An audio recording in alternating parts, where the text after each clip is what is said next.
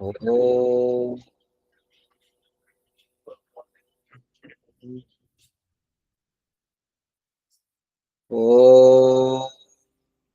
శం నో మిత్రః శం వరుణః శం నో భవత్పర్యమా శం న ఇంద్రో బృహస్పతిః శం నో విష్ణురుక్రమః.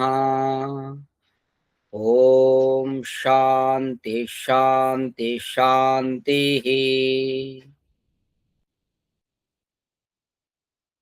సచ్చిదానంద స్వరూపుడైనటువంటి పరమాత్మకు నమస్కారము. అలాగే మానవ జన్మ పొందినటువంటి పుణ్యాత్మలకందరికీ హృదయపూర్వకంగా నమస్కారము. ముఖ్యంగా ఈ గూగుల్ మీట్కి వచ్చినటువంటి భక్తులందరికీ హృదయపూర్వకంగా నమస్తే. చూడండి, మా అన్ని శాస్త్రాలు ఉపదేశం ఏం చేస్తున్నాయంటే, మానవుడు ధర్మాచరణ పరుడు కావాలి. సమస్త శాస్త్రముల సారాంశము మానవుడు ధర్మాత్ముడు కావాలి, ధర్మాచరణ చేయాలి, అధర్మంగా జీవించకూడదు. ఇదే ఉపదేశం, అన్ని శాస్త్రాల ఉపదేశం. కాబట్టి మనం ఏదైనా అధర్మం చేస్తే దాని యొక్క ఫలితం కూడా మనమే అనుభవించాలనేది గుర్తుపెట్టుకోవాలి. తప్పకుండా భగవంతుడు అధర్మ ఫలితాన్ని అనుభవింప చేస్తాడు సమయం వచ్చినప్పుడు. ఇది తెలియకుండా ఉంది మానవులకు. ఎందుకంటే భగవంతుడు అంటే ఏంటో తెలియలేదు కాబట్టి ఈ ధర్మ అధర్మాలు కూడా తెలియకుండా జీవిస్తున్నారు. ఎన్నెన్ని ఘోరాలు, ఎన్నెన్ని నేరాలు, ఎన్నెన్ని పాపాలు, ఇవన్నీ చేసి దాని ఫలితాన్ని, దుఃఖాన్ని అనుభవిస్తున్నారు భగవంతుని చేతిలో. కాబట్టి ధర్మం వల్లనే సుఖం లభిస్తుందని అన్ని శాస్త్రాలు చెప్తున్నాయి. ధర్మం చేయకుండా ఏ మానవుడికి కూడా సుఖం రాదు. కాబట్టి మనం చేసే కర్మ ధర్మం అయిపోవాలి. అది మన ఆలోచన ధర్మయుక్తంగా ఉండాలి, మన భావము ధర్మయుక్తంగా ఉండాలి. ఇవన్నీ మనకు తెలుసుకోవాలంటే మనము వేద శాస్త్రాలు, అలాగే ఋషులు రాసినటువంటి గ్రంథాలు, ఉపనిషత్తులు, దర్శనాలు, బ్రాహ్మణాలు, ఆరణ్యకాలు, వేదాలు, ఇవన్నీ తెలుసుకోవాలా. గురువుల ద్వారా తెలుసుకొని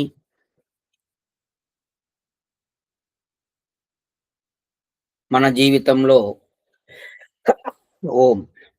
ఏవైనా తప్పులుంటే సరిదిద్దుకుంటూ ముందుకు నడవాలి. కాబట్టి ప్రతి ఒక్కరు కూడా ఈ ధర్మాన్ని గుర్తుపెట్టుకోండి. అలాగే సమాజంలో ఎన్నెన్నో మూఢనమ్మకాలు ఎన్నెన్నో వ్యాపించి ఉన్నాయి.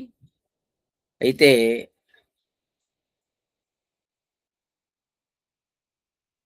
ఈరోజు ఒక విషయాన్ని గురించి తెలుసుకుందాం. ప్రతిరోజు మనము టీవీ ఛానళ్ళలో, అలాగే పేపర్లలో చూస్తూ ఉంటాం. ఏమిటంటే శుభకరమైన మరియు అశుభకరమైనటువంటి దిశల గురించి చెబుతుంటాయి. ఏ దిశలో మనకు మంచి జరుగుతుంది అని ఇట్లాంటి వాటి గురించి తెలుసుకుంటుంటాం, చూస్తూ ఉంటారు. వాస్తవానికి దిశ అనేది మనకు భౌగోళికం, వాతావరణం మరియు మార్గాన్ని అర్థం చేసుకోవడానికి సహాయపడుతుంది. దిశలనేటివి వాస్తవంగా మనకు ఈ విధంగా, అంటే మనము వాతావరణము, తర్వాత మనం ఏ మార్గంలో పోవడానికి, ఇవన్నీ కూడా దీనికోసం మనకు సహాయపడుతుంది. ఏ దిశ శుభప్రదమైనది లేదా అశుభమైనది కాదు. పరమాత్మ అనగా దేవుడు 4 దిశలలో ప్రతి చోట ఉన్నాడు. కొంతమంది పొద్దున్న లేస్తే ఈ తూర్పు వైపు నడవాలి, లేదంటే పడమర వైపు పోవద్దు. ఇటువంటి మూఢనమ్మకాలు లోకంలో ఉన్నాయి. అయితే ఇక్కడ భగవంతుడు 4 దిక్కులలో కూడా వ్యాపించి ఉన్నాడు. ఒక నిర్దిష్ట రోజున ఒక నిర్దిష్ట దిశలో వెళ్ళకూడదు అనుకుంటే, ఆ దిశలో వెళ్ళే అన్ని మోటారు, కార్లు, ట్రక్కులు, రైళ్లు, విమానాలు మరియు ఓడలంటే పడవలు. ఆ రోజున ఆపాలి. అర్థమైతుందమ్మా? మనము ఈరోజు ఆ దిశలో, ఆ దిక్కులో పోకూడదు. పలానా నిర్దిష్టమైన రోజు ఆ దిశలో పోకూడదు అనుకుంటే, ఆ రోజు ఆ దిశలో పోయేటివన్నీ ఆపాలి. చాలా జాగ్రత్తగా వినండి. కానీ మనం అన్ని వాహనాలు, రైళ్లు, కార్లు మొదలైనవి ప్రతిరోజు ప్రతి దిశలో ప్రయాణిస్తున్నట్లు మనం చూస్తూ ఉంటాం. అన్నీ రోజు తిరుగుతూ ఉంటాయి. తిరుగుతుంటాయా లేదమ్మా అన్ని దిశలలో? తిరుగుతుంటాయి గురూజీ. దిశ, శూలం ఏదైనా ప్రభావం చూపి ఉంటే, ఆ రోజు అన్ని వాహనాలు ఢీకొని ప్రయాణికులందరూ చనిపోవాలి. ఒకవేళ నిజంగా ఆ దిశ, ఈ శూలం ఇటువంటిది మూఢనమ్మకం ఏదైతే ఉందో అది గిన నిజమైతే, ఆ దిక్కులో పోయేటివన్నీ కూడా యాక్సిడెంట్‌లయ్యి అందరూ చనిపోవాలి. చాలా జాగ్రత్తగా వినండి. ఇది ఈ మూఢనమ్మకాలు పోవాలంటే విచారణ ఉండాలి. ఇది కేవలం వ్యాపారం కాదా? ఈ చెప్పేటటువంటిది ఇదంతా వ్యాపారం కాదా? ప్రమాదానికి ఏ దిశ కారణం కాదు. అన్ని ప్రమాదాలు మానవ తప్పిదం వల్లే జరుగుతాయి. ఈ దిక్కులు ఏం చేయవంట. మనం ప్రమాదాలు జరిగినాయంటే అవి మనం చేసినటువంటి తప్పులే. మానవ తప్పిదాల వల్లే ప్రమాదాలు జరుగుతాయి. దిక్కుల వల్ల కాదు, దిశల వల్ల కాదు. ఈరోజు మానవులు తప్పులు చేసినప్పుడల్లా ప్రమాదాలు జరుగుతాయి.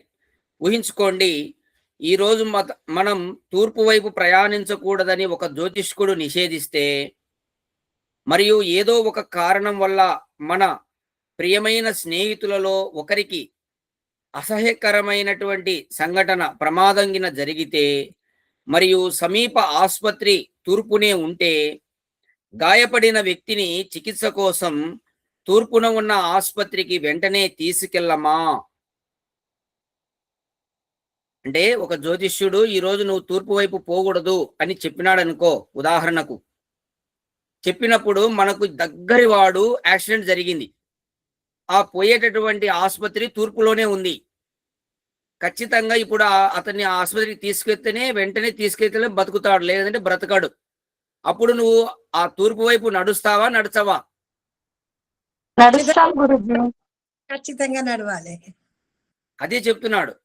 ఈ మూఢనమ్మకాల నుండి విముక్తి పొందడానికి మహర్షి దయానంద సరస్వతి రాసినటువంటి సత్యార్థ ప్రకాశం చదవండి.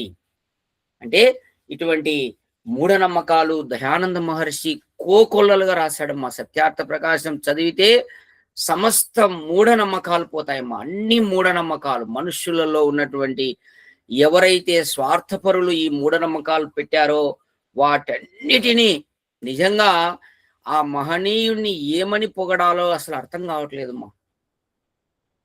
ఎట్లా రాశాడో, ఇన్ని విషయాలు ఎట్లా తెలుసుకున్నాడో లోకంలో నిజంగా కారణ జన్ముడు. కేవలము మానవ జాతి యొక్క కళ్యాణమును చూడడానికి, ఉద్ధరించడానికే పుట్టినటువంటి మహనీయుడు. అటువంటి ఆత్మ అది మోక్షంలో ఉన్నటువంటి ఆత్మే ఆల్రెడీ.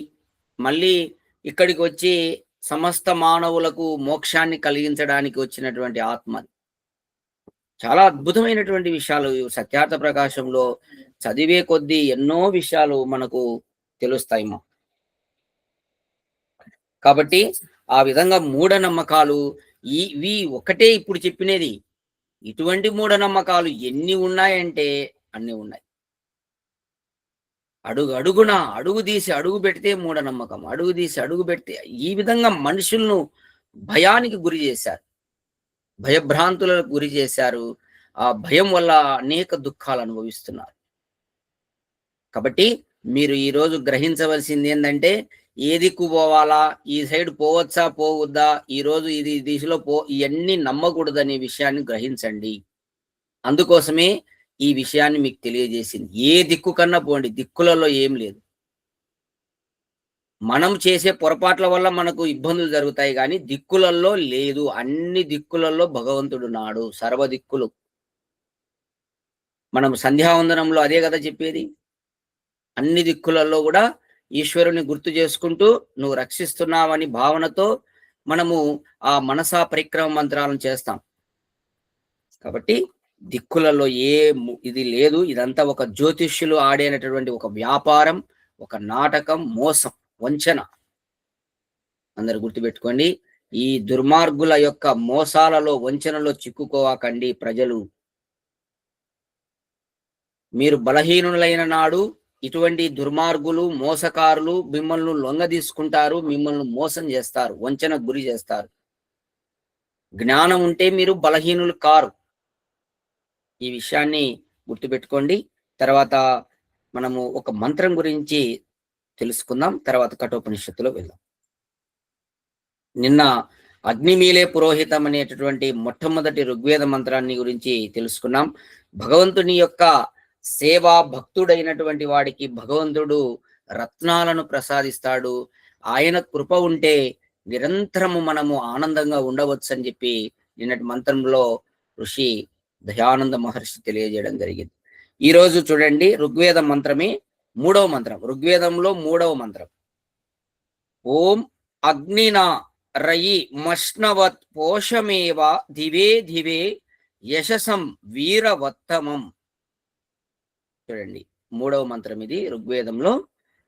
స్తుతి చేయువాడు అగ్నినా జ్ఞాన స్వరూపుడగు పరమేశ్వరుని సహయోగముతో దివే దివే ప్రతిదినము పోషమేవా పుష్టికారకమగు యశసం సత్కీర్తిని పెంపు చేయు వీరవత్తమం మిక్కిలి వీరులతో యుక్తుడై రయిం ధనమును అష్ణవత్ పొందునుగాక. చూడండి, నిన్నటి మంత్రంలో కూడా మనము స్తుతి ఎలా చేయాలి అని, స్తుతి చేసేటటువంటి వాడికి అనే విషయంగా తెలుసుకున్నాం. ఈ రోజు కూడా స్తుతి చేసేటటువంటి వాడికి లాభం ఏముంటుంది అనే విషయంగా తెలియజేస్తున్నాడు. ఓ మహాదాత ఈశ్వర అగ్ని, నీ కృప వలన నిన్ను స్తుతించు మనుష్యుడు విద్యాది ధనమును సువర్ణాది వస్తువులను పొందును. చూడండి, ఇక్కడ ఓ మహాదాత, భగవంతుడు మహాదాత. ఈ సృష్టి అంతటిని మనకు దానం చేసిన వాడు పరమాత్మ మహాదాత. అంతకంటే గొప్ప దాతలు ఎవరు లేరు. ఈ బ్రహ్మాండములో ఉన్నటువంటి పదార్థాలన్నీ భగవంతుడు దానం చేయకపోతే ఎవరు ఏ వస్తువును తయారు చేసుకోగలుగుతారు? ఏ గృహమును నిర్మించుకోగలుగుతారు చెప్పండి? ఒక్కొక్క గృహం చూస్తే ఎంత అద్భుతంగా ఉంటాయి. ఎన్ని గాజు గ్లాసులతో, అసలు ఇంద్రభవనం లాగా ఎట్లా అంత అద్భుతంగా ఆ పదార్థాలు ఎవరిచ్చారు? దాత. అది పరమేశ్వరుడే కదా, మహాదాత. అందుకే ఓ మహాదాత, దయానంద మహర్షి భగవంతుని స్తుతి చూడండి ఎట్లుంటుందో. ఒక ఋషి స్తుతి చేస్తే ఇలా ఉంటుందండి. ఒక ఋషి స్తుతి ఇది. ఓ మహాదాత ఈశ్వర అగ్ని, నిన్ను స్తుతించు మనుషుడు. ఓ పరమేశ్వర, నిన్ను స్తుతించేటటువంటి మనుష్యుడు రయిం విద్యాది ధనమును సువర్ణాది వస్తువులను పొందును. గుర్తుపెట్టుకోండి, ధనమును పొందుతారు ఎవరు? పరమాత్మను స్తుతి చేసేటటువంటి వాడు. సువర్ణాది అంటే బంగారము మొదలైనటువంటి వస్తువులను పొందును, విద్యాది ధనమును పొందును. చూడండి, ఇక్కడ విద్య అనేది కూడా ధనమేమా. అయితే ఇక్కడ అన్ని ధనాలలోకెల్లా విద్యాధనమే గొప్పది శాస్త్రాల్లో చెప్పబడింది అన్నమాట. ఎందుకంటే ఈ విద్యను ఎవరు దొంగలించలేరు. ఈ ధనాన్ని, విద్య అనే ధనాన్ని ఏ యొక్క బందిపోటు దొంగ మీ నుంచి దొంగలించలేడు. మామూలు భౌతిక ధనం ఉందనుకోండి, ఎవరో ఒకరు మోసం చేస్తారు, మన నుంచి అన్యాయంగా దోచుకొని పోతారు. కానీ విద్య అనే ధనాన్ని ఎవరు దోచుకెళ్ళలేరు. కాబట్టి ఇదే ఉత్తమోత్తమ ధనం. అందులో ఈ విద్య అనేది నీకు అనేక జన్మలకు తోడుగా వస్తుంది ఈ ధనం. ఈ భౌతిక ధనం మీరు గిన సంపాదించుకుంటే, ఎక్కువ టయాన్ని భౌతిక ధనాన్ని సంపాదించడానికి ఉపయోగిస్తే, ఈ భౌతిక ధనము ఏదైనా ఇక్కడే వదిలేసి వెళ్ళాల్సిందే నీవు. నీతోటి పాటు రాదు. కాబట్టి మనతో పాటు అనేక జన్మలకు వచ్చేటటువంటిది విద్యాధనమే. కాబట్టి ఈ విద్యాధనము మనకు ఎవరిస్తారు? భగవంతుడు ఇస్తాడంట. ఎవరికి ఇస్తాడు?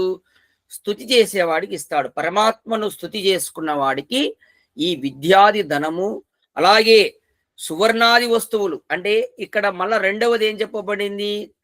ఈ ఎవ్వరూ దోచుకోలేనిది, నీతో పాటు ఎప్పటికీ వచ్చే ధనం, శాశ్వత ధనం, విద్యాధనం అది ఇస్తాడు.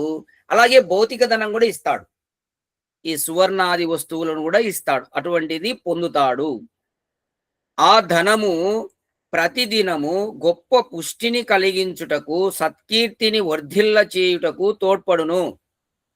ఈ ధనం ఏదైతే ఉందో, భగవంతుని ద్వారా వచ్చేటటువంటి ఈ ధనం ఏదైతే ఉందో, ఇది ప్రతిదినం చూడండి, ప్రతిదినం పోషమేవా, నీకు పుష్టిని కలిగిస్తుంది, నిన్ను పోషిస్తుంది. గొప్ప పుష్టిని కలిగించుటకు మరియు సత్కీర్తిని వర్ధిల్లజేయుటకు, మంచి కీర్తిని వర్ధిల్లజేయుటకు తోడ్పడుతుంది. ఏది? భగవంతుని ద్వారా వచ్చే ధనం. అందువలన విద్య, వీర్యము చూడండి, ధైర్యము, చాతుర్యము, బలము, పరాక్రమము, దృఢ అంగములు కలిగినటువంటి ధర్మాత్ములు, న్యాయయుక్తులు అయినటువంటి మిక్కిలి వీర పురుషులు లభింతురు. చూడండి, దీనివల్ల నీకు ఏం కలుగుతుందంటే విద్య వస్తుంది, మంచి శరీరములో వీర్యం అనేది ఉంటుంది, ధైర్యం వస్తుంది, చాతుర్యం వస్తుంది. ఏంటి? భగవంతుని స్తుతి వల్ల ఇవన్నీ గుర్తుపెట్టుకోండి. పరమాత్మ స్తుతి చేసే వారికి లభించేటటువంటివి ఇవన్నీ. చాతుర్యం, మంచి చాతుర్యం వస్తుంది. బలం, పరాక్రమం. పరాక్రమం అంటే ఎప్పుడు వెనుదిరిగి చూడడు, ముందుకెళ్తుంటాడు ఎన్ని కష్టాలు ఎదురైనా గాని. మంచి సాహసవంతుడని. దృఢమైనటువంటి అంగములు కలిగిన ధర్మాత్ములు ఆ విధంగా తయారవుతారు. న్యాయయుక్తులు అయినటువంటి మిక్కిలి వీర పురుషులు లభింతురు. దీనివల్ల ఇవన్నీ మీకు లభిస్తాయి. అటువంటిదంతా మీకు లభిస్తుంది. అట్లే నేను కూడా సువర్ణము, రత్నాదులు, చక్రవర్తి రాజ్యము, విజ్ఞాన స్వరూప ధనమును పొందుదునుగాక. వీటి ద్వారా ఈ పైన చెప్పినటువంటివన్నీ లభిస్తాయి. దీని ద్వారా మనం ఏం చేయాలంటే చక్రవర్తి రాజ్యము, రత్నాలు, సువర్ణము, విజ్ఞాన స్వరూప ధనము పొందాలి అని పరమేశ్వరుడు చెప్తున్నాడు. పైన చెప్పినటివి ఆ బలము, పరాక్రమము, ఇవన్నీ చాతుర్యం, ఇవన్నీ పొంది ఏం చేయాలి? వీటినన్నింటిని సంపాదించుకోవాలి. ఏంటివి? పురుషార్థం చేసి బంగారు, రత్నాలు, చక్రవర్తి రాజ్యము, విజ్ఞాన స్వరూప ధనము. విజ్ఞాన స్వరూపం అంటే ఏంది? మోక్షమే. అటువంటి ఇదంతా మనం దీని ద్వారా పొందాలి. నీ కృప వలన ఎల్లప్పుడూ ధర్మాత్ముడనై అత్యంత సుఖమును అనుభవింతునుగాక. చూడండి, ఇక్కడ నేను ఇందాక ఈ ప్రవచనం మొదలు పెట్టేటప్పుడే చెప్పాను. ఎందుకో నాకు భగవంతుడు ఆ విధంగా ధర్మం గురించి చెప్పాలని అప్పుడే ఆలోచన వచ్చింది. దాని గురించి చెప్పాను అంతే. ఈ మంత్రంలో కూడా అదే విషయాన్ని చిట్ట చివరగా దయానంద మహర్షి చెప్తున్నారు. చూడండి, బాగా అర్థం చేసుకోండి. భగవంతుని యొక్క కృప వలన ఎల్లప్పుడూ ధర్మాత్ముడనై, ధర్మాత్ముడు ఎప్పుడవుతాడు? నీ స్వభావమే ధర్మం అయిపోవాలి. నువ్వు చేసే కర్మలన్నీ ధర్మాచరణ పరుడై ఉండాలి. అధర్మం చేయకుండా ఉండాలి. అప్పుడే నువ్వు ధర్మాత్ముడు అవుతావు. అలా ఎల్లప్పుడూ ధర్మాత్ముడనై అత్యంత సుఖమును అనుభవింతునుగాక. ఎవరు ధర్మాత్ముడైతాడో అతను అత్యంత సుఖాన్ని అనుభవిస్తాడు. ఇది సత్యము, గుర్తుపెట్టుకోండి. ధర్మాత్ముడైనటువంటి వాడికే సుఖము లభిస్తుంది, అధర్మాత్ములకు లభించదు. అర్థం చేసుకోండి మా. కాబట్టి ఈ మంత్రములో ప్రధానంగా ఏం చెప్పబడిందంటే భగవంతుని యొక్క స్తుతి చేసేటటువంటి వారికి ఇటువంటి గొప్ప గొప్ప లాభాలు కలుగుతాయి. చక్రవర్తి రాజ్యం అనేది వస్తుంది పరమాత్ముని స్తుతి వల్ల.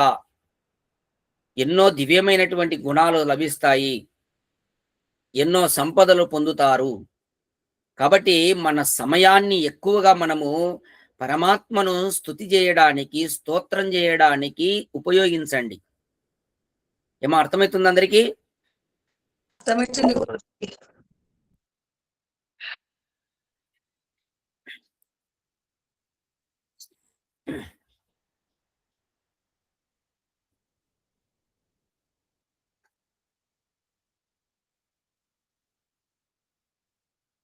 పరమాత్మ యొక్క స్తుతి మీరు అగ్నిహోత్రం ద్వారా బాగా జరుగుతుంది మా. పరమాత్మను బాగా స్తుతించవచ్చు. అగ్నిహోత్రం ఉదయం సాయంత్రం చేయండి, ఈశ్వరుని స్తుతి ఎక్కువ జరుగుతుంది అక్కడ. దానివల్లే ఇవన్నీ లభిస్తాయి. మీరు పరమాత్మను స్తుతి అక్కడ అగ్నిహోత్రం దగ్గర జరుగుతుంది, అలాగే ఇటువంటి సత్సంగాల ద్వారా జరుగుతుంది పరమాత్మ స్తుతి. ఇక్కడంతా పరమాత్మ స్తుతి. ఇప్పుడు మీరు వింటున్నారు, నేను చెప్తున్నా, ఇక్కడంతా స్తుతి. ఇది పరమేశ్వరుని గురించి చెప్పుకోవడం. ఇదంతా స్తుతే. మీరు విన్నది కూడా ఇప్పుడు స్తుతే ఇదంతా. అలాగే మీరు స్వయంగా స్తుతి చేయాలి పరమాత్మ. అది ధ్యానంలో కూడా జరుగుతుంది, ఉపాసనలో కూడా పరమాత్మ స్తుతి ఎక్కువ ఉంటుంది. పరమాత్మ ఇలాంటి వాడు, పరమాత్మ గొప్ప రక్షకుడు, గొప్పవాడు, సృష్టికి ఆధారము, ఇలా ధ్యానంలో చాలా జరుగుతుంది. కాబట్టి మీరు ఎక్కువగా పరమాత్మ స్తుతి చేయండి. పరమాత్మని ద్వారా పరమాత్మ కృప ఉంటే మనం ధర్మాత్మలమై అత్యంత సుఖాలను అనుభవిస్తాము. ఈ మంత్ర ఉపదేశం ఇది చాలా గొప్ప మంత్రాలు. ఇవన్నీ కూడా గుర్తుపెట్టుకోండి. దయానంద మహర్షి ఏరి ఏరి రాశాడు ఇవి. నీవు భక్తుడి కావడానికి లోకంలో భక్తులు లేరుమ్మా, అంత విషయభోగాల్లో ఉన్నారు. ఈశ్వర భక్తులు లేరు. ఈశ్వర భక్తుడు విషయ ఆసక్తుడు కాడు. అతనికి విషయాసక్తి అంటే విరక్తి, అసహించుకుంటాడనమాట. విషయముల యందు అసహ్య ఏహ్యభావం ఉంటుంది. పరమాత్మ స్తుతి చేయడానికి, పరమాత్మకు సంబంధించినటువంటి కార్యక్రమాలకు మాత్రం ఉత్సాహం చూపుతుంటాడు. కాబట్టి అందరూ ముందు భక్తులు కావడానికి ప్రయత్నం చేయండి. ఊరికే ఇప్పుడు భక్తులేమో ఉన్నారు, అంతా ఉత్తుత్త భక్తి. అది నామకే వాస్తే, అది భక్తి కాదు. లోకంలో ఉండే భక్తి అసలు అది భక్తే కాదు. నేను అందుకే ఈరోజు ఒక మెసేజ్ లో కూడా కింద వాక్యం ఉంటుంది చూడండి, జ్ఞానము లేని భక్తి మూఢనమ్మకం అని చెప్పడం జరుగుతుంది. నేను గూగుల్ మీట్కి అటెండ్ అయ్యే ముందరగా ఒక మెసేజ్ పెడతాను, దాని కింద అదే ఉంటుంది చూడండి. చదివారు అది? ఏం చదువుతున్నారో ఊరికి అట్లా పైకి జరుపుతుంటారంతా, మంచి విషయాలన్నీ అట్లా అంటారు అంతే. ఆ మెసేజ్ లో నేను రాసినవి ఒక్కొక్కటి చదవండేవి. అవి ఎంత లోతుగా నేను విచారణ చేసి రాసి ఉంటానో, ఊరికే జరిపేటి కాదు అవి. ఆ మెసేజ్ లో ఒకరు చదవండి ఎవరైనా మెసేజ్. ఏం చదివాం రాశాను? గురుజీ, రాశారు చివర్లో. చదివాం గురుజీ. ఒకరు చదవండి మా. ఎవరో ఒకరు సెల్ ఓపెన్ చేసుకొని చదవండి. మీరు కూడా యూట్యూబ్ లో కనపడతారు. ఫేస్ ఆన్ చేసుకొని చదవండి. సాధకులందరికీ మనవి, మీరు అందరూ తప్పకుండా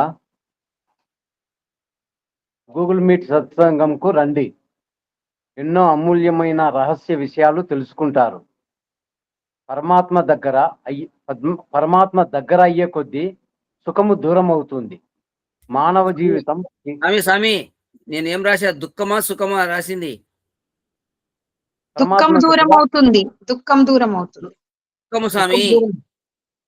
దుఃఖం దూరం అవుతుంది గురూజీ. అదే ముందు సుఖం అన్నట్టుంటే లేదు, సుఖం ఎందుకంటారు? ఒక్క పదమే తేడా, సూదు అంతే. దుఃఖము దూరం అవుతుంది. ఆ మానవ జీవితం కేవలం మార్పు కొరకు వచ్చింది. మళ్ళీ ఇటువంటి అవకాశం రాదు. వచ్చిన ఈ అవకాశం పోగొట్టుకోవద్దు. మళ్ళీ మీరు పిలిచినా రాదు అవకాశం. ఆధ్యాత్మిక జీవితం గొప్పది. జ్ఞానం లేని భక్తి మూఢనమ్మకం, భక్తి లేని జ్ఞానం నాస్తికత్వం. కాబట్టి ఆలోచించండి, మా మెసేజ్ లో మీరు అర్థం చేసుకున్నామంటే జీవితమే మారిపోతుంది. ఒక్క మెసేజ్ లోనే అర్థం చేసుకునే ప్రయత్నం చేయండి. కాబట్టి ఎంతో మంచిది, మనకు ఉత్కృష్టమైనటువంటిది మానవ జన్మ. నిజంగా ఈ జన్మ గురించి మనం ఇప్పుడు తెలుసుకుంటా ఉంటే ఋషుల ద్వారా ఎంత ఆనందం వేస్తుందంటే, ఇంత మంచి జన్మ, మనుష్య జన్మ వచ్చిందా, నిజంగా మోక్షానికి పోయేటటువంటి జన్మ మనం పొందామా, ఎంత ఆనందంలో ఉందంటే అంత ఆనందంగా ఉంది. తర్వాత చతుర్థవల్లిలో మనం ఏం తెలుసుకున్నామా నిన్న? ఒక్కసారి మేధావులు స్పందించండి. అందులో మరీ ముఖ్యంగా నచికేతుడు స్పందించాలి. ఉన్నాడా నచికేతుడు?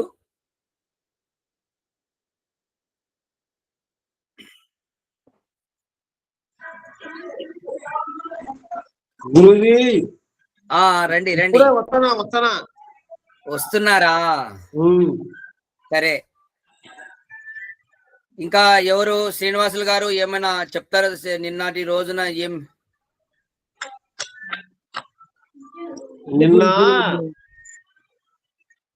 నిన్న రోజున గురూజీ చెప్పండి. యమ నియమ ఆసనాలు లేకుండా అవి అవన్నీ పాటించుకోకుండా సాక్షాత్కారానికి కష్టము అని ఒక వెరీ గుడ్, వెరీ గుడ్, బాగా చెప్పినావు. రెండోది లోపల మనసు నిగ్రహం లేకుండా మనము ఊరికే ఎక్కడెక్కడో పారాడుతుంటే చేసుకుంటే కూడా అది ఎన్ని గంటలు చేసినా కూడా అది వేస్ట్ అని. సరే, అతి ముఖ్యమైనటువంటి పాయింట్లు చెప్పాలి. యమ నియమాలు పాటించి బుద్ధి శుద్ధి చేసుకున్నటువంటి వారికి మాత్రమే ఈశ్వర సాక్షాత్కారము. యమ నియమాల వల్ల బుద్ధి శుద్ధమవుతుంది, ఇదే ఉపాయము, ఇక వేరే ఉపాయం లేదు. తర్వాత మనస్సును పవిత్రం చేసుకోవాలి. ఎప్పుడు మనస్సు పవిత్రమవుతుందంటే, నీవు సత్యమైనటువంటి ఆచరణ పరుడు అయినప్పుడు నీ మనస్సు పవిత్రంగా ఉంటుంది. అంటే నువ్వు ఆలోచన గాని, నువ్వు చేసే కర్మలు గాని అన్ని సత్యమై ఉండాలి. అట్లా మనస్సు సత్యంగా అసత్యంలో ఉన్నప్పుడు అది అశుద్ధంగా ఉంటుంది, మలినంగా ఉంటుంది. అంటే మలినం అంటే ఏంటి? నికృష్టమైన ఆలోచనలు వస్తాయి, విషయ ఆసక్తుడు అవుతావు, అంతే. మనసు మలినంగా ఉంది అని మనం ఎట్లా తెలుసుకోవాలంటే, అతనికి విషయాసక్తుడై ఉంటాడు, అంతే. ఎప్పుడు విషయాసక్తుడి మీద ఇంట్రెస్ట్ ఉంటుంది. అంటే ఆ విషయంలో అది తిరగాలి, ఈ విషయాన్ని అనుభవించాలి, ఇలా ఈ పారమార్థిక ఇక్కడ ఈ ప్రాపంచిక విషయాల్లో తిరుగుతుంటాడు. అదే మనస్సు మలినం అంటే, ఇంక వేరే ఏం కాదు. అతడికి ఆధ్యాత్మిక విషయాలు చెప్తే రుచి అనిపించవు. భక్తికి సంబంధించినటివి ఉపన్యాసాలు కానీ, దేవుడు అంటే కానీ రుచి అనిపించదు మనస్సు మలినంగా ఉన్న వారికి.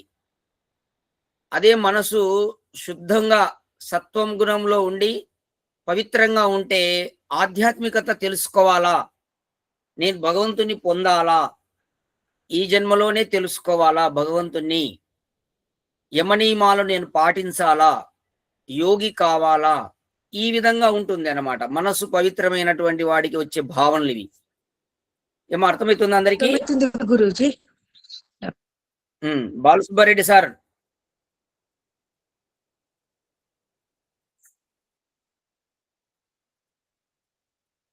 ఓకే. తర్వాత కదండి, ఓకే,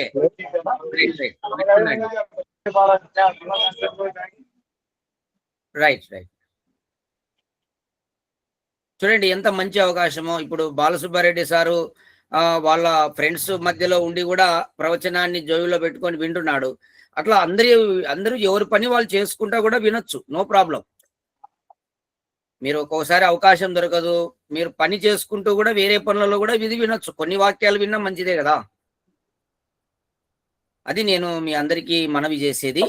ఈ రోజు చూడండి.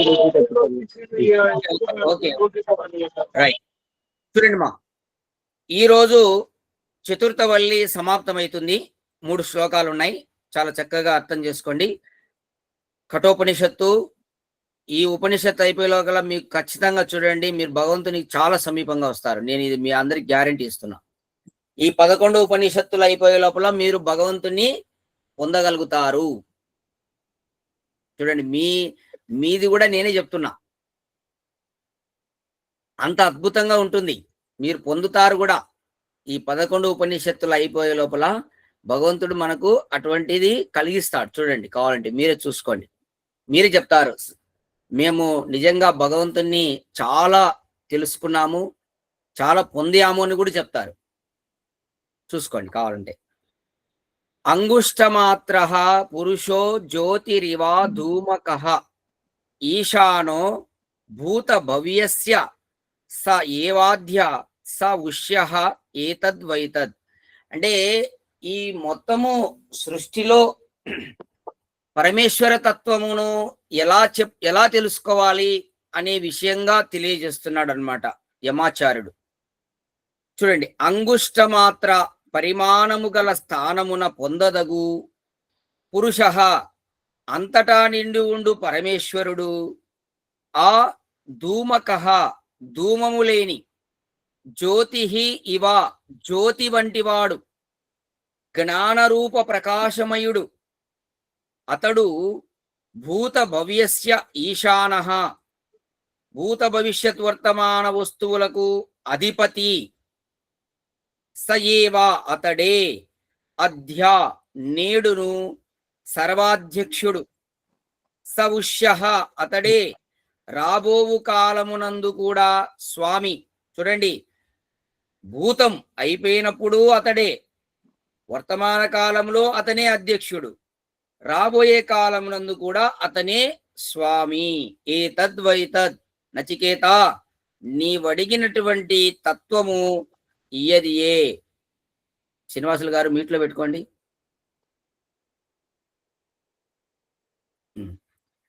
ఇది ఒక్కొక్క పదానికి అర్థం తీసుకుంటే భావార్థం చూడండి. పరమేశ్వరుడే ఈ బ్రహ్మాండమున గల వస్తుజాతమునకు అంతటికి అధిపతి అయి ఉన్నాడు. గుర్తుపెట్టుకోండి, ఈ మనం ఎవరి గురించి అయితే తెలుసుకుంటున్నామో, ఏ తత్వాన్ని గురించి తెలుసుకుంటున్నామో ఆ పరమేశ్వరుడే ఈ బ్రహ్మాండమున గల వస్తుజాతమునకు అంతటికి. అంటే వస్తుజాతం అంటే జాతం అంటే పుట్టడం. ఈ ప్రపంచంలో పుట్టినటువంటి ప్రతి వస్తువు, ప్రతి పదార్థమునకు, అన్నిటికీ, అంతటికి అధిపతి అయి ఉన్నాడు పరమాత్మ. అంటే ఇవన్నీ భగవంతుని, ఇవన్నీ గుర్తుపెట్టుకోండి. ఇక్కడ దాని ఉద్దేశం ఏంటంటే, అధిపతి అంటే ఇవన్నీ ఆయనవే, మనవి కాదు. ఎవరైనా నావి అనుకుంటే వాళ్ళకు మించినటువంటి అజ్ఞాని ఇంకా ప్రపంచంలో ఎవ్వరు లేరు.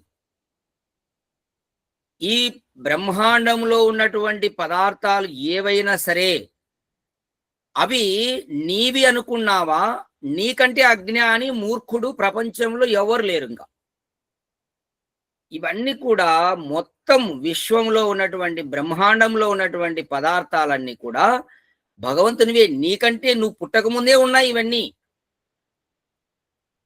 నువ్వు మధ్యలో వచ్చావు, నీవనుకుంటే ఎట్లా? నువ్వు పోయిన తర్వాత కూడా ఇవన్నీ ఉంటాయి. కాబట్టి ఇవన్నీ కూడా మనవి కాదని అనేటటువంటిది గుర్తుపెట్టుకోండి. ఇది దీనికి అధిపతి పరమాత్మ అని గుర్తుపెట్టుకోండి. ఇలా ఎవరైతే ఉంటారో అతడికి చాలా తొందరగా వివేకం కలుగుతుంది, వైరాగ్యం వస్తుంది, మోక్షం పొందుతాడండి. ఇదే ఈ రహస్యమే తెలుసుకోవాలి. చూడు, ఇవి నావి అనుకున్నావా, ఇంక నీకు ఎప్పటికీ మోక్షం లేదు. నీవు అనేక జన్మలు ఎత్తుతూనే ఉండాల్సిందే. ఈ శరీరం కూడా మంది కాదు, ఇది కూడా పుట్టింది, పరమేశ్వరుని ద్వారా పుట్టినదే. అలాగే మనం కట్టుకున్నటువంటి ఇల్లు అయితేనేమి, మన చుట్టూ ఉన్నటువంటి బంధువులైతే అన్ని కూడా భగవంతుడే వీటికి అన్నిటికీ స్వామి, అధిపతి అయి ఉన్నాడు. భూత భవిష్యత్తు వర్తమాన కాలములలో ఎన్నడూ అతని ఆధిపత్యమునకు హాని కలగదు. చూసుకోండి, భూత భవిష్యత్ వర్తమాన కాలములలో ఎన్నడూ కూడా అతని యొక్క ఆధిపత్యానికి హాని అనేది లేదు. గుర్తుపెట్టుకోండి. అంటే ఈ సృష్టి అంతా అతని అధీనంలో ఉంది, అధిపతి ఆయనే. దీన్ని ఎవ్వరూ హాని చేయడానికి లేదు, హాని కాదు, హాని జరగదు. అర్థం చేసుకోండి. అతడే సర్వదా సర్వ అధ్యక్షుడై ఉండునని ఈ వాక్యములయందు స్పష్టము చేయబడినది. ఋషి ఏం చెప్తున్నాడంటే ఈ సూత్రము ద్వారా ఈ బ్రహ్మాండములో ఉన్నటువంటి వస్తువులకన్నిటికీ అధిపతి పరమాత్మనే, స్వామి ఆయనే.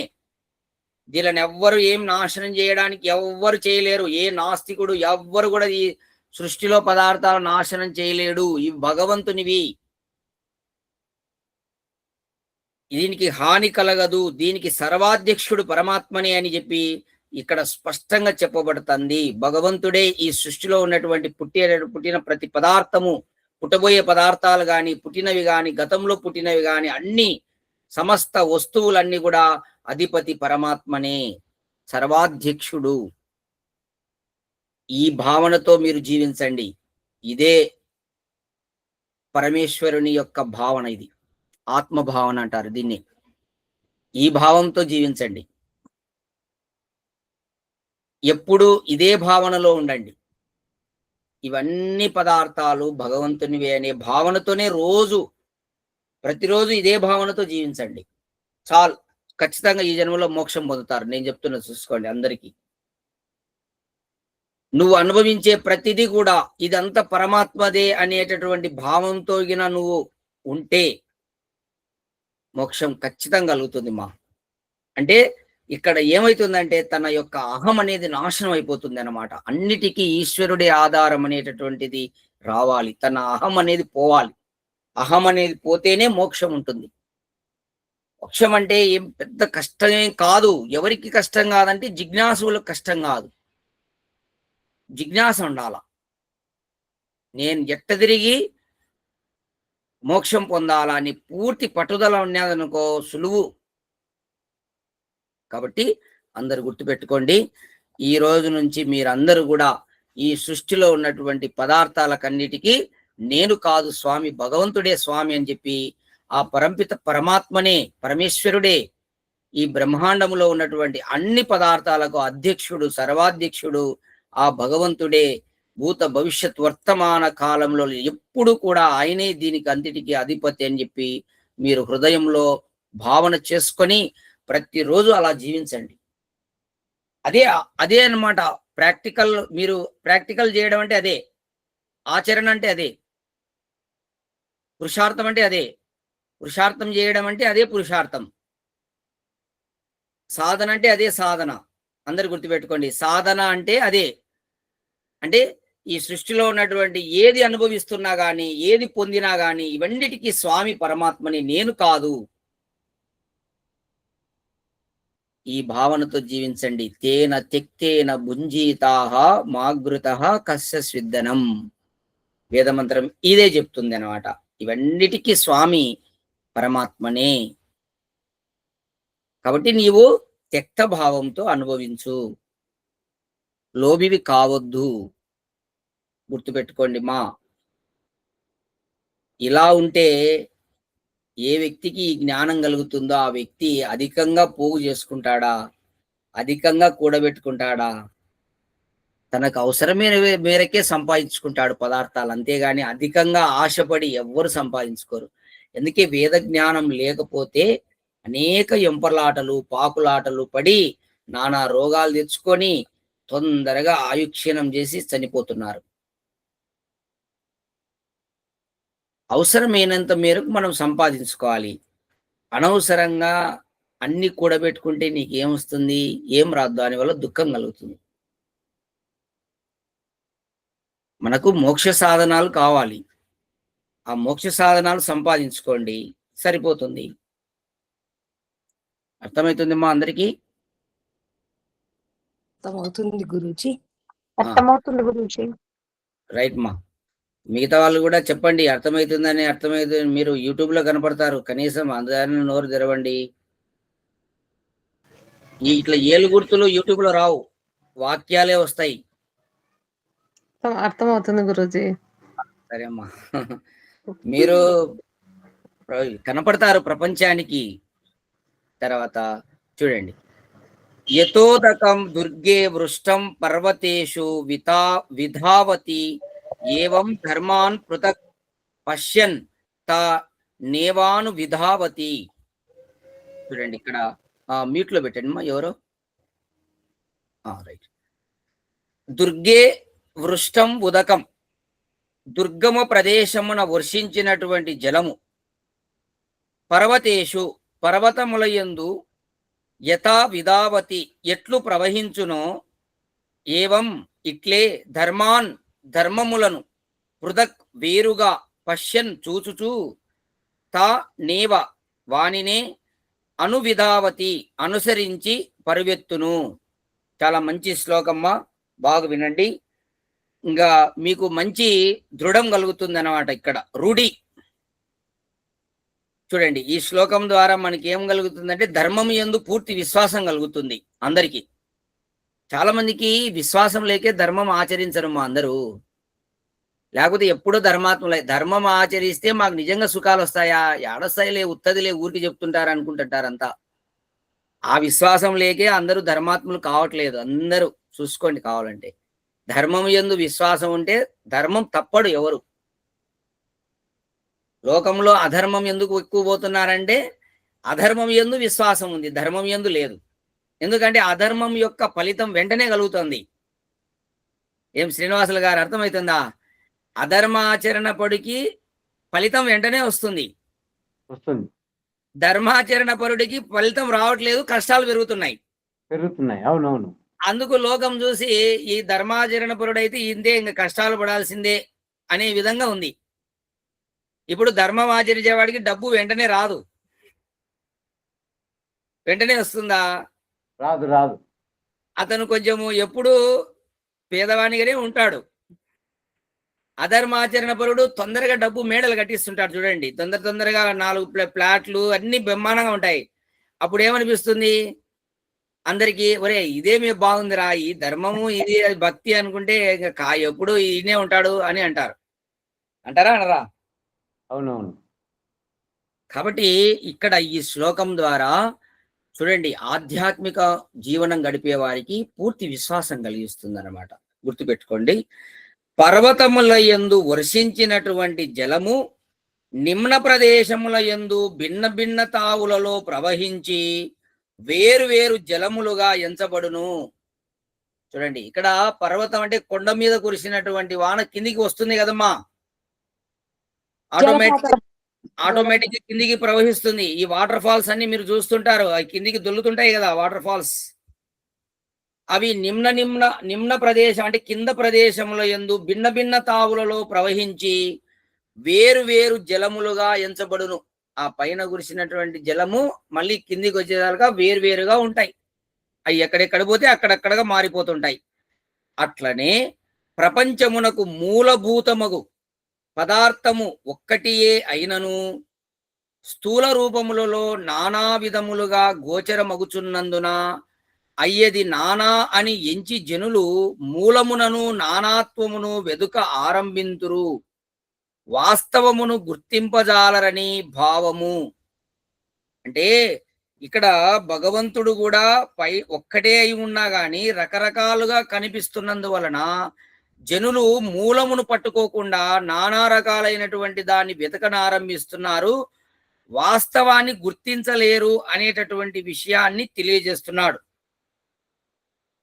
ఇక్కడ అదే విషయాన్ని చూడండి, ఇక్కడ ధర్మాన్ అంటే ధర్మములను, పృథక్ అంటే వేరుగా చూచుచు, తానేవ వానినే అనువిధావతి అనుసరించి పరిగెత్తురు.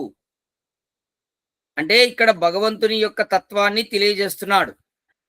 భగవంతుడు మూలంగా అయితే ఒక్కడే ఉన్నాడు, అయితే ఈ విధంగా అందరూ వెతుకనారంభిస్తున్నారు. వేరే వేరే రకాలుగా ఉన్నాడు భగవంతుడు, ఎక్కడున్నాడు అని వెతికి మూలమును గుర్తించలేకున్నాడు అనేటటువంటి విషయాన్ని తెలియజేస్తున్నాడు ఋషి. యదోదకం శుద్ధే శుద్ధమాస్తికం తాదృగేవ భవతి ఏవం మునేర్ విజానాత ఆత్మా భవతి గౌతమ. చూడండి, ఇక్కడ గౌతమ, ఓ గౌతమ వంశోద్భవ నచికేత. చూడండి, నచికేతుడు ఇక్కడ గౌతమ వంశోద్భవుడు, అంటే గౌతమ వంశంలో పుట్టినటువంటి వాడు. శుద్ధే, శుద్ధమైన దాని యందు, ఆస్తికం, అంతటను వర్షింపబడిన, శుద్ధం ఉదకం, శుద్ధమైన జలము, తాదృక్ ఏవ యథా భవతి, దాని వంటిదే ఎట్లగునో, ఏవం ఇట్లే విజానతః, విజ్ఞాని అయినటువంటి మునేహే. పదం రాసుకోండి మా, ముని. ఇక్కడ ముని అనే పదానికి అర్థం చెప్తున్నాడు, మననశీలుడు, బాగా మననము చేసేవాడు. అంటే ఇవి రోజు మీరు విన్న పాఠము రేపంతా కూడా మననం చేయాలి. ఉదయం నుంచి సాయంత్రం వరకు నేను ఏం విషయాలు విన్నాను అని గుర్తుకు తెచ్చుకోవడం. మననం అంటే గుర్తుకు తెచ్చుకోవాలి, మళ్ళీ మళ్ళీ గుర్తుకు తెచ్చుకుంటుండాలి. అటువంటి వాణ్ణి ముని అంటారు, మననశీలుడిని ముని అంటారు. మీరు వింటారు, మళ్ళీ రేపు నేను క్లాసులో మళ్ళీ అడిగితే ఎవరు పలకరు, అంటే మననం చేయట్లేదు, మీరు మునులు కాలట్లేదు. ముని అంటే విన్నటువంటి పాఠమును మళ్ళీ మళ్ళీ గుర్తుకు తెచ్చుకోవడం, మననం చేయడం. నేను ఏం విన్నాను, నాకు ఏమర్థమైంది, ఎంతవరకు నేను గ్రహించగలిగాను. పంపిస్తా ఇది. ఓకే. వద్దులేండి, ఇప్పుడే పంపించండి. శ్రీనివాసులు గారు మీట్లో పెట్టండి. ఏమో అర్థమవుతుందా? ముని అనే పదానికి మననశీలుడు, మననం చేసేవాడు, మననశీలుడు. ఒకటి గుర్తుపెట్టుకోండి, ఇక్కడ మననశీలుడు అంటే ఇది పురుషులకు సంబంధించిందని కాదు, ఎవరైనా సరే జీవుడు అంతే. మానవ శరీరంలో ఉన్న జీవుడు, స్త్రీలైనా సరే పురుషులైనా సరే అందరూ మునులు కావాల, మననం చేయాల. ఆత్మ, ఆత్మ భవతి అగును. చూడండి, ఇక్కడ ఒక పదానికి అర్థం తీసుకుంటే తర్వాత భావార్థము, శుద్ధమైనటువంటి జలమును శుద్ధ జలమునందు చేర్చిన అది శుద్ధమగును. అంటే ఒక శుద్ధమైనటువంటి నీరు ఇంకొక శుద్ధమైన దాంట్లో పోస్తే రెండు శుద్ధంగానే ఉంటాయి. అశుద్ధ జలమును చేర్చిన పక్షమున అశుద్ధమగును. ఒకవేళ శుద్ధమైనటువంటి నీటిలో అశుద్ధమైన నీళ్లు పోసినామనుకోండి, అప్పుడు శుద్ధం కూడా అశుద్ధమే అవుతాయి. అది ఇట్లనే శుద్ధమగు జీవాత్మ శుద్ధమగు పరమాత్మను పొంది శుద్ధముగానే ఉండును. ఇక్కడ మనకు గురువు మహర్షి ఏం చెప్తున్నాడు చూడండి, యమాచార్యుడు. జీవాత్మ వాస్తవంగా శుద్ధమే అంటున్నాడు. అది శుద్ధంగా ఉంటేనే పరమాత్మను తెలుసుకుంటాడు. పరమాత్మ శుద్ధమే కదా. ఈ జీవాత్మ శుద్ధమేగిన కాకపోతే ఎప్పటికీ పరమాత్మను పొందలేడు. ఈ విషయాన్ని అందరూ రాసి పెట్టుకోండి, చాలా మందికి తెలియదు ఈ విషయం. జీవాత్మ దేవత, గుర్తుపెట్టుకోండి, జీవాత్మ దేవత, శుద్ధమైంది. వాస్తవంగా దాని యొక్క స్వభావం అది. జీవాత్మ అనేది శుద్ధమైంది, దేవత. అది ఎవరి శరీరంలో ఉన్న జీవాత్మ అయినా సరే దాని స్వభావం, అది నేచర్, శుద్ధమైంది. కాబట్టే ఎప్పటికైనా అది పరమాత్మ అత్యంత శుద్ధమైన దాన్ని పొందగలుగుతుంది. ఇది శుద్ధంగిన కాకుంటే ఎన్నటికీ మోక్షం లేదు. గుర్తుపెట్టుకోండి, వాస్తవంగా మన శరీరంలో ఉన్నటువంటి జీవాత్మ శుద్ధమైనది. అందుకే అది పరమాత్మను పొంది మోక్షాన్ని పొందుతుంది. కాబట్టి ఇక్కడ అశుద్ధమగు ప్రాకృత పదార్థముల యందు చేరి ఈ జీవాత్మ ఏమైతున్నది, శుద్ధమైంది, పోయి మురికి అంటించుకుంటుంది. పైన చెప్పాడు కదా, అశుద్ధమైనటువంటి నీళ్లు వచ్చి శుద్ధమైన నీటిలో పోతే ఏమైతుంది, అశుద్ధమైపోతుంది. శుద్ధమైన నీరు కూడా అశుద్ధమైంది కదా, అశుద్ధమైపోతుంది. ఎంత ఎంత మనకు అర్థమయ్యేటట్టు ఋషి చెప్తున్నాడు చూడమ్మా. ఎల్కేజీ వాళ్ళకు కూడా అర్థమవుతుంది, ఎల్కేజీ పిల్లలు కూడా అర్థం చేసుకోవచ్చు. ఈ ఇంత అర్థమైందంటే ఇక ఏముంది, మోక్షం కొరకు ప్రయత్నం చేయడమే కదా. చాలా డెడ్ ఈజీ మా సబ్జెక్ట్. మీరు బయట చదివే ఈ ఈ ఉన్నాయి కదా, పుట్టకోటి విద్యలు ఉన్నాయి కదా, దానికంటే ఇది చాలా ఈజీ. ఈ ఆధ్యాత్మిక జ్ఞానం చాలా ఈజీ, సులువుగా అర్థం చేసుకోవచ్చు. కష్టమే లేదు, ఆనందంగా అర్థం చేసుకోవచ్చు, బరువు కాదు. ఏమో అర్థమవుతుందా? వాస్తవంగా జీవాత్మ అనేది శుద్ధమైనది. అయితే ఇక్కడ ఏం చెప్పబడుతుంది? అశుద్ధమగు ప్రాకృతిక పదార్థముల యందు చేరి, ఈ జీవాత్మ శుద్ధమైనటువంటిది ఏం చేస్తుంది? అశుద్ధమైనటువంటి ప్రాకృతిక పదార్థముల యందు చేరి తన నిర్మలతను పోగొట్టుకొని దుఃఖముల పాలగును. అంటే వాస్తవంగా అతను నిర్మలుడే ఉంటాడు కదా జీవాత్మ. ఇది ఏమైంది? ఈ ప్రాకృతిక పదార్థములలో చేరి ఆ యొక్క నిర్మలత్వాన్ని పోగొట్టుకుంది, మలినుడైనాడు. అంటే ఏంటి? అవిద్యలోకి వచ్చాడు, అజ్ఞానంలోకి వచ్చాడు. అందుకే మీరు ఈ ప్రాకృతిక పదార్థములకు లోబడగుద్దు. వీటిని మోక్షం కొరకు ఉపయోగించుకోవాలంతే. లోబడినావా మలినుడైతావు. ప్రపంచంలో ఉండే పదార్థాలన్నీ నువ్వు మోక్షం కొరకు ఉపయోగించుకోవాలా. ఏదైనా సరే అది మోక్షానికి ఉపయోగించుకోవాలి అంతే. నువ్వు జీవన్ముక్తుడు కావడానికే ఉపయోగించుకోవాలా పదార్థాలన్నీ. లేదు, ఈ పదార్థాలకు నువ్వు లోబడినావా, నువ్వు జీవాత్మ మలినుడవైతావు అంతే. చిన్న పాయింట్. ప్రకృతి జ్ఞానం ఉండాలి నీకు. ప్రకృతి జడాన్ని పోగు చేసుకోవద్దు ఎక్కువ, అది బరువు. జడం బరువు అవుతుంది మా. కాబట్టి జడం మనకి ఎంతవరకు ఉండాలో అంతవరకే ఉండాలి. అది జడ పదార్థాలు ఎంతవరకు ఉండాలో అంతవరకు ఉండాలి అంతే. కాబట్టి ఈ విధంగా ఓ గౌతమ, ఆత్మస్థితి ఇదియే, అంతే. ఇదే అంట. ఏదిమా? ఏది? ఇదే. ఏది చెప్పండి? ఇదేనండి. ఇదే ఇదే ఇదే గురుజీ. అంతే. గురుజీ ఇదే. ఓ గౌతమ, ఆత్మస్థితి అంటే ఇదే అంటున్నాడు. ఏంది ఆత్మస్థితి?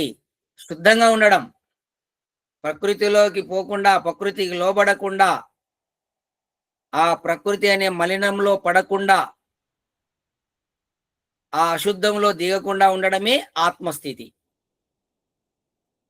ఆ ప్రకృతిలోకి నువ్వు పోకుండా ఉండాలంటే నువ్వు ఏకాంతంగా ఉండాలి, ఎక్కువ సమయము ఒంటరిగా ఏకాంతంగా సాధన చేస్తుండాలి. అప్పుడు నువ్వు ప్రకృతికి దూరంగా ఉంటావు. నువ్వు అలా ఏకాంతంగా సాధన చేయకుండా, ధ్యానం చేయకుండా ఉంటే ప్రకృతిలో అశుద్ధంలో, మురికిలో తిరుగుతుంటావు అంతే. మురికిలో పోయినప్పుడు మురికి అంటుకుంటుంది, కామన్ గా అంటుకుంటుంది. బురదలో పోయినాక బురద అంటుకోకుండా ఏమి ఉండదు, ఎవరికైనా అంటుకుంటుంది. కాబట్టి జ్ఞాని అయినా కానీ ఎవరైనా కానీ అతను మననశీలుడై మౌనంగా సాధన చేసుకుంటూ తనకు కావలసినటువంటి అవసర నిమిత్తము అన్ని సమకూర్చుకొని ఇంకా వెంపలాట చేయకూడదు. ప్రశాంతంగా జీవనం గడుపుతూ పరమాత్మను స్తుతి చేస్తూ ఉపాసిస్తూ ఆ జీవన్ముక్తుడు కావడానికి అభ్యాసం చేయాలి. ఇదే ఆత్మస్థితి. ఆత్మస్థితి అంటే అదే, మురికిలో పోకుండా ఉండడమే ఆత్మస్థితి అంతే. ప్రకృతిలో దిగకూడదు. అంటే ఏంటి? ఈ ప్రకృతిలో ఉన్న పదార్థాలు దండిగా కావాలని ఆరాటం లేకుండా ఉండడం. కొంతమందికి చూడండి, పొద్దున్న లేస్తే ఎన్ని పదార్థాలు ఉంటాయి ఆల్రెడీ, మళ్ళీ సంపాదించుకుంటా ఉంటారు. పొద్దున్న లేస్తే ఇంకా అదే పని.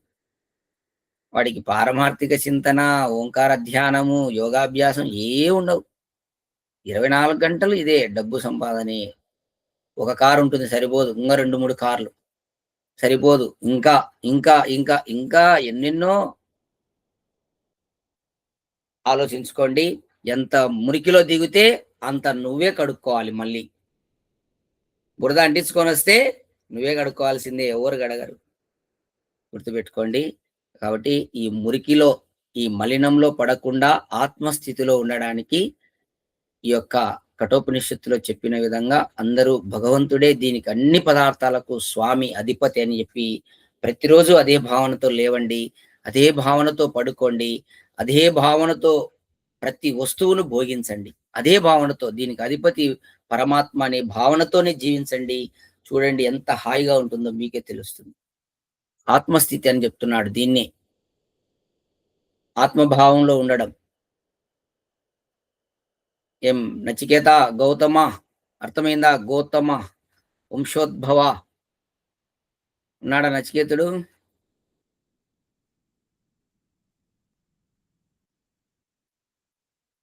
ఎస్, రైట్ మా.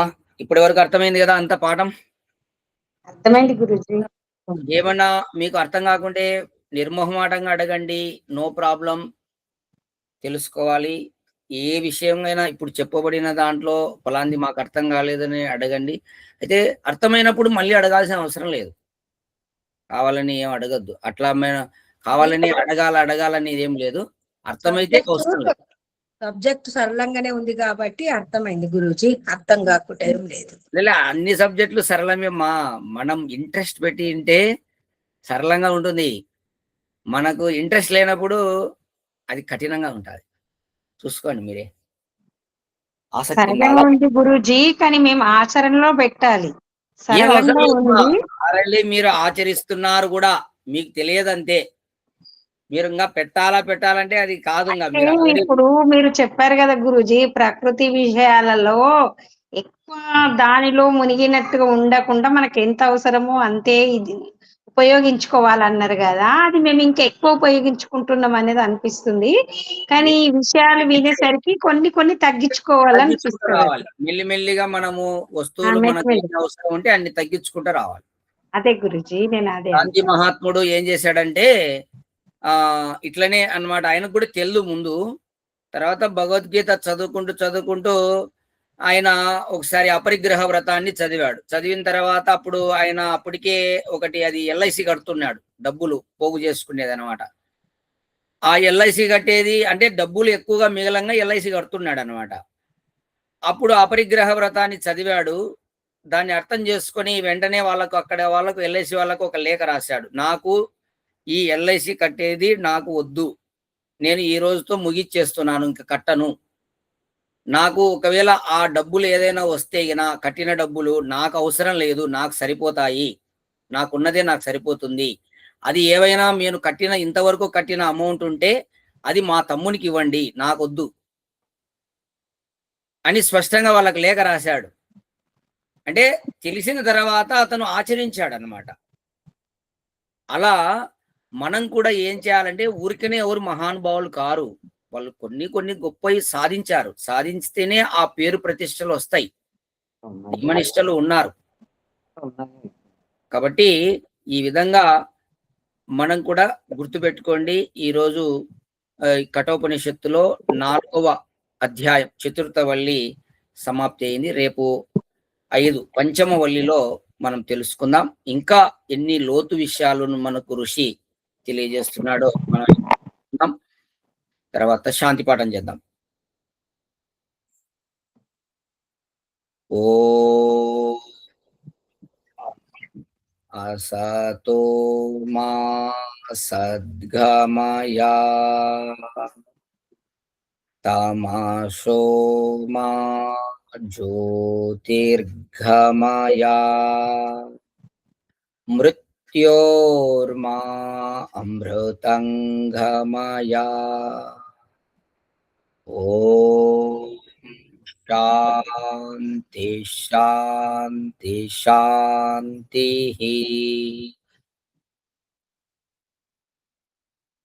అందరికీ నమస్తే. నమస్తే గురూజీ, ధన్యవాదాలు. ఇక్కడ ఒక్క నిమిషమ్మా. ఇక్కడ ఈరోజు మనం చెప్పుకున్న దాంట్లో ఇప్పుడు తమసోమ జ్యోతిర్గమయ అన్నాం కదా. ఆ జ్యోతి అన్నప్పుడు ఈరోజు మనము భగవంతుణ్ణి కూడా ఇక్కడ జ్యోతిహి ఇవ, జ్యోతి వంటి వాడు అంటే జ్ఞానరూప ప్రకాశమయుడు. అయితే ఇక్కడ జ్యోతిహి ఇవ అంటే దానికి ముందర ఏమొచ్చిందంటే ఆధూమకః అంటే ధూమము లేనటువంటి, పొగ లేనటువంటి ప్రకాశం అంట పరమాత్మది. ఎక్కడైనా కొంచెం అగ్ని ఉందంటే పొగ ఉంటుంది, ఎక్కడైనా ఉంటుంది భౌతికంగా. కానీ భగవంతుని దగ్గర పొగ లేనటువంటి ప్రకాశం అంటున్నాడు. అంటే అంత స్వచ్ఛమైనటువంటిది పరమాత్మ ప్రకాశము, జ్యోతి వెలుగు అంత స్వచ్ఛమైనటువంటిది అంటే అంత మలినం లేనటువంటిది ఆ ప్రకాశము. అటువంటి ప్రకాశం నీలో ఉంది, చూసుకోండి. నీ హృదయములో ఆ ప్రకాశం, ఆ జ్యోతి వెలుగుతా ఉంది. అఖండ జ్యోతి, అది నిరంతర జ్యోతి. ఆ జ్యోతి దర్శనం చేయండి. ఆ సంక్రాంతి వస్తే మకర సంక్రాంతికి ఆడ అయ్యప్ప స్వామి దగ్గర కొండ మీద జ్యోతి చూడడానికి అసలైన జ్యోతి మన లోపల ఉంది. ప్రకాశం, తరగని ప్రకాశం, అది నిరంతర ప్రకాశం, స్వచ్ఛమైనటువంటి ప్రకాశం, మలినం లేని ప్రకాశం. ఇప్పుడు ఆ జ్యోతిర్గమయ అన్నప్పుడు ఆ పదం గుర్తొస్తుంది. కాబట్టి అటువంటి మన జ్యోతి, మన లోపల ఆ భగవంతుడు ప్రకాశం, జ్ఞాన స్వరూపం మనం దర్శించడానికి రెడీగా ఉండండి. సాధన చేయండి, ఖచ్చితంగా సాధిస్తారు. అనుమానం లేదు. సాధకుడికి అనుమానం ఉండకూడదు. అదొక పెద్ద అవరోధం మీ అందరికీ అంది. అది ఉంది, నేను సాధిస్తానో లేదో, ఈ జన్మలో పొందుతానో లేదో, అది ఫస్ట్ తీసేయండి. అనుమానం ఉండకూడదు. ఇదే అవరోధం. యోగ దర్శనంలో మనకు పతంజలి మహర్షి చెప్తాడనమాట. విఘ్నాలని చెప్పి 9 ఉన్నాయి, అందులో ఇదొకటి. నేను సాధిస్తానో లేదో, అక్కడనే ఫెయిల్ అయిపోయినారు అందరూ. సాధిస్తానో లేదో అనుకుంటే ఫెయిల్, అంతే. మరి మీరేమనుకుంటారో మీరే చూసుకోండి. ఇంకా నమస్తే అందరికీ, ధన్యవాదములు. ఓకే గురూజీ, ధన్యవాదములు. ధన్యవాదములు.